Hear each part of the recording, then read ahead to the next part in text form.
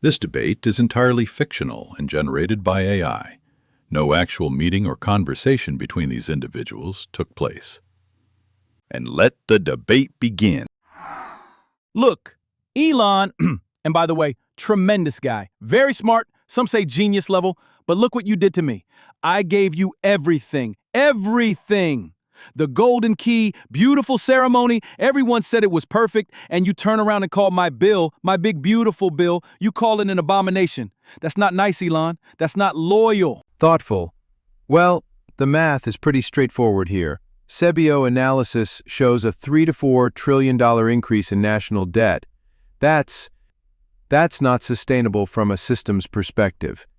You tasked me with Doge to optimize government spending by $1 trillion, but this bill moves us in the opposite direction exponentially. The math. You sound like a computer. I don't need a computer. I need loyalty.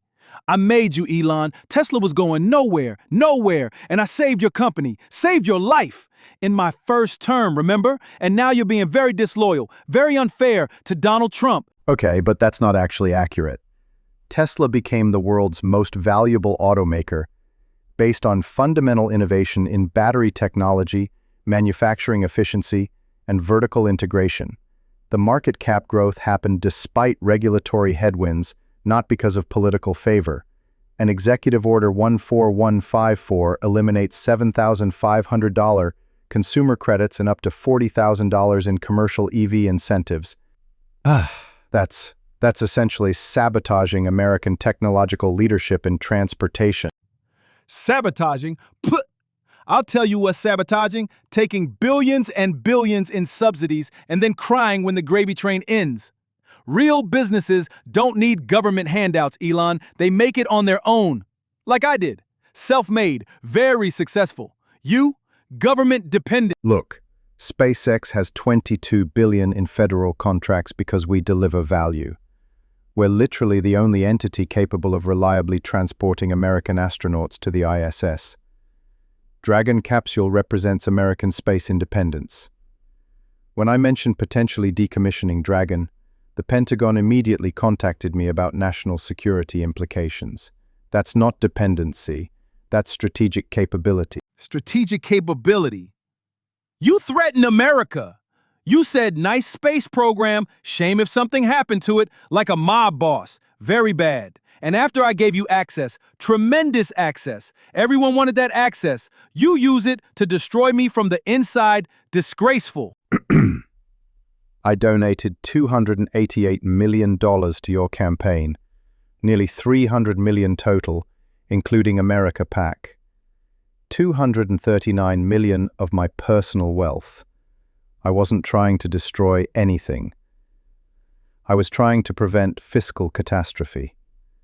The debt-to-GDP ratio optimization is critical for long-term economic stability. And look how you use that money to buy influence, to turn my own party against me. Rand Paul, Mike Lee, they're all saying Elon this, Elon that. You're dividing the Republican Party. Very unfair, very disloyal. I gave you everything, and you stabbed me in the back, like Benedict Arnold. That's because they understand exponential math. Your bill combines massive tax reductions with zero spending optimization. The CBO projects $2.4 trillion in additional deficit spending. That's not conservative fiscal policy, that's generational debt transfer. Even Reagan attempted to balance tax cuts with spending constraints through supply-side optimization. Don't talk to me about Reagan. I'm bigger than Reagan. Polls show it. Everyone says it. Reagan was good, but Trump is better. And my bill creates jobs, tremendous jobs, beautiful American jobs. You don't care about jobs because you're rich, very rich, out of touch. Out of touch? Tesla directly employs over 140,000 people globally, with the majority in American manufacturing. Gigafactory Texas, Gigafactory Nevada, these are real manufacturing jobs. Your executive order crashed Tesla stock 14% in one day. That's $150 billion in market value destruction because of regulatory vindictiveness. Good! Maybe you'll learn some respect. You think you're untouchable with your rockets and your Twitter. Sorry, X. Very confusing name, by the way. Nobody knows what that means, but I can end your government contracts tomorrow. All of them. SpaceX, Starlink, gone. I have that power. And there's the authoritarian impulse, threatening to destroy American strategic assets because of personal grievance. The $42 billion rural broadband initiative for Starlink represents infrastructure independence. But you'd rather weaponize government contracts for political retaliation than optimize national capability? Authoritarian, I won the election. 75 million votes, more than any Republican in history. You got 0 votes, Elon. 0. I have a mandate. You have Twitter followers. Big difference. Political power is temporary. Technological advancement is permanent. First principles thinking doesn't change based on election cycles. SpaceX will continue advancing human spaceflight capability. Tesla will continue optimizing sustainable transport. These systems will outlast any political administration. We'll see about that. I already crashed your stock once. Imagine what happens if you keep being disloyal. Very bad things could happen. Your choice, Elon. Be smart. You know what's actually interesting here? China isn't waiting for American political theater. They're aggressively investing in EV technology, renewable energy systems, space capabilities. While we're arguing about spending bills, they're executing long-term strategic plans. BYD is already challenging Tesla globally. Their space program is advancing rapidly. China, China, China. You tech guys always go back to China. You know what beats China? American strength, American jobs, American greatness. Not your fancy cars that cost more than most people's houses. American strength requires American innovation. Every Tesla vehicle represents reduced petroleum imports. Every SpaceX launch eliminates dependence on Russian rocket systems. But you're prioritizing short-term political scoring over long-term strategic advantage. It's suboptimal system architecture for national competitiveness. System architecture? You talk like a robot. Politics is about people, not systems. Real people with real problems who need real solutions, not your computer talk. You know what, Elon?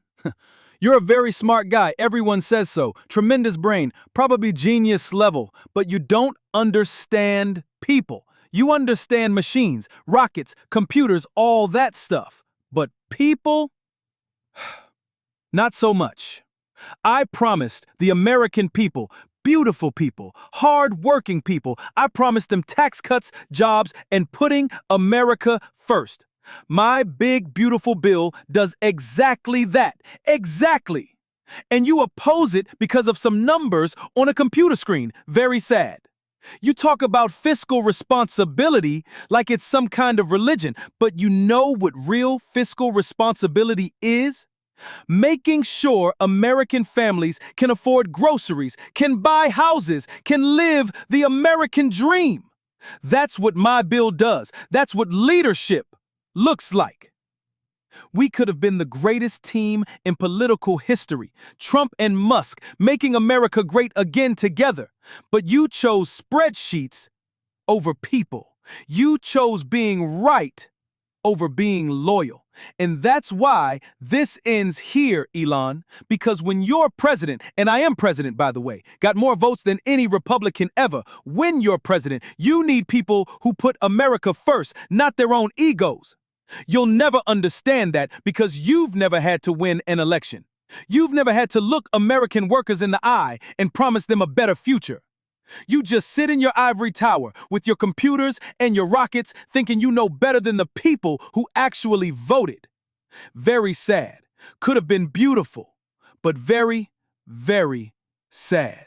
So, this is fascinating from a game theory perspective. We both want American technological dominance, economic prosperity, strategic independence. But our optimization functions are completely different. You're optimizing for electoral cycles and immediate political returns. I'm optimizing for long-term systemic sustainability and technological advancement. Your big, beautiful bill isn't actually about helping working families. It's about purchasing political loyalty with borrowed capital. Real fiscal conservatism requires making mathematically sound decisions now to prevent catastrophic system failures later. The $2.4 trillion deficit increase isn't an abstract number, it's compound interest on our children's economic freedom. I didn't oppose your legislation to undermine you personally. That would be inefficient and counterproductive. I opposed it because someone has to input accurate data into the decision-making process. When the Congressional Budget Office warns about unsustainable debt trajectories, ignoring that data leads to system collapse.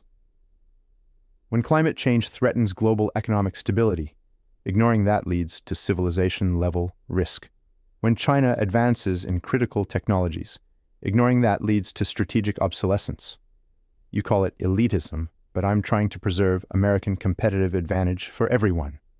Tesla, SpaceX, Starlink, Neuralink. These aren't just businesses. They're strategic assets in a multi-generational competition we cannot afford to lose. The physics doesn't care about political theater. The mathematics doesn't care about loyalty tests. The fundamental incompatibility here is temporal. You govern for the next election cycle. I'm trying to build systems for the next century. Those optimization horizons they're mathematically incompatible. That's why this alliance was always going to fail. Not because of personality conflicts or political disagreements, but because of fundamentally different utility functions. The clash between political leadership and technological innovation continues to define America's path forward.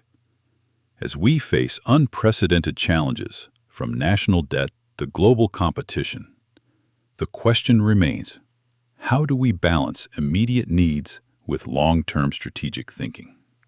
What's your take on finding the right approach to America's future? Share your thoughts in the comments below and subscribe for more deep dives into the political debates shaping our nation.